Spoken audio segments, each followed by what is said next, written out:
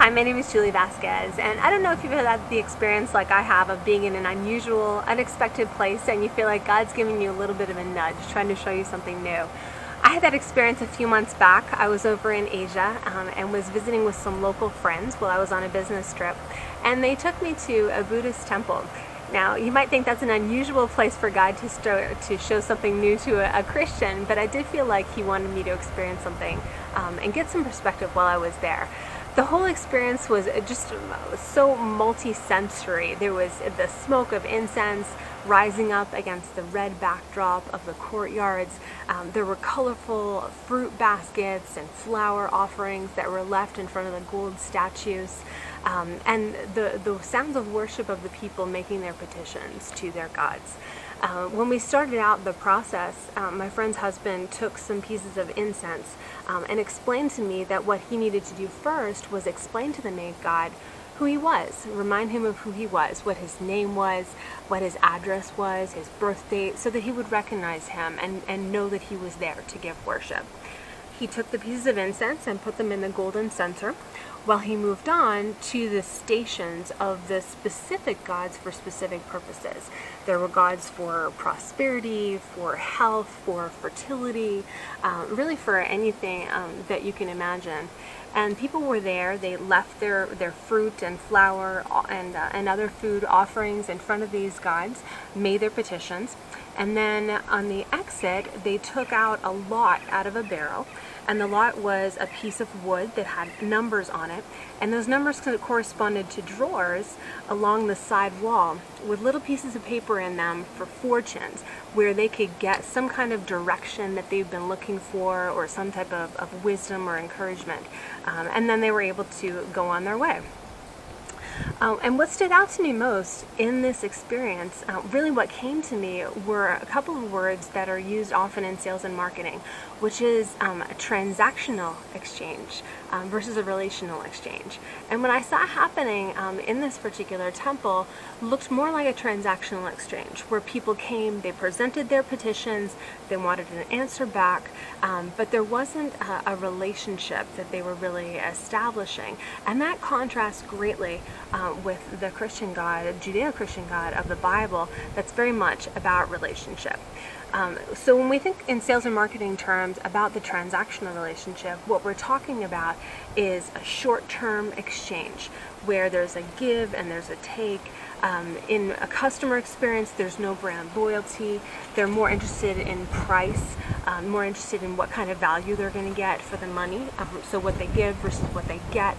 The same thing happens when we have people that are working on our teams at work, where they're looking to put in their 8 hours, and what the paycheck is that they get out of it is the most important thing to them, and then they go on and enjoy their evenings and their weekends, but it's not really, the work really isn't connected to them. Their heart's not in it, you could say. By contrast, in a relational exchange, when you have customers that you've established a relationship with, they become loyal to your brand. They're interested in keeping up that relationship with you over time, giving you feedback, seeing that there's a two-way exchange of information. There's a give and take, and there's a transformation that takes place because of the relationship that's going on. And I really believe that the relationship God has shown us in the Bible that He wants to have with us is a relational exchange. But so often, I know I settle for the transactional exchange. I come to Him and ask Him, what do you want me to do in this situation? And I'm more concerned with that than how He wants to form my character. I come to Him and ask Him to give me things rather than thinking about who He wants me to become.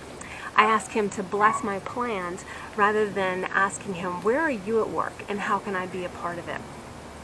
We see a couple examples in the Old Testament of where people experience that for themselves. They experience that contrast for themselves. The first example is Moses. Psalm 103:7 said that God made known His ways to Moses and His deeds to the people of Israel. Moses got to experience God's ways, His nature, His character, His motivation, His heart. He got to dialogue with God and to spend time with Him, being transformed in His presence. He even came down off the mountain, and his whole appearance was transformed because he had been with God. He got to experience that. By contrast, the people of Israel were interested in, the food, the security, the homes. They were interested in worship and then getting something back. They wanted the short-term results from God, and when they didn't get them, they turned to idols that they formed so that they could worship them instead, trying to maintain that control over the exchange. Joshua had a similar experience where he experienced that relational exchange with God when he was approaching Jericho to go into battle, and he saw a mighty angel, and he said, "Are you for me or are you for our enemies? What's the exchange that's going to take place here? Who do I need to be worried about?" And the angel completely changed his perspective. He said, "I'm neither for you or for your enemies, but as commander of the Lord's army, I come before you, and take off your shoes because this is holy ground." He completely changed Joshua's perspective. Joshua, this isn't about you. This isn't about whether I'm deciding to help you win this battle or not. This is about God's purpose that you're invited to be a part of. So keep that perspective, because God is doing something here that he's going to establish for many generations to come through you. When we think about going through a relational exchange as opposed to a transactional one, it means becoming more vulnerable. It means taking our time to get to know the other party and letting go of our personal agenda. And that's hard in our relationship with God, just as it can be hard in our relationship with our customers and with our coworkers. Taking the time to get to know them, what they care about, what their characters are like, and being transformed as part of that relationship. But that's part of the sweetness of the relationship. It's certainly part of the sweetness of our Christian life. But yet so often we give it up because we're so worried about what our cares of today are about, what decision we need to make for today is about, what our petitions of the day are about. And we give up the sweetness of that relationship that God wants us to have. So I just leave you with that word of encouragement, that there's so much more that God wants us to experience, but yet we settle for so much less. So take that with you and be encouraged today.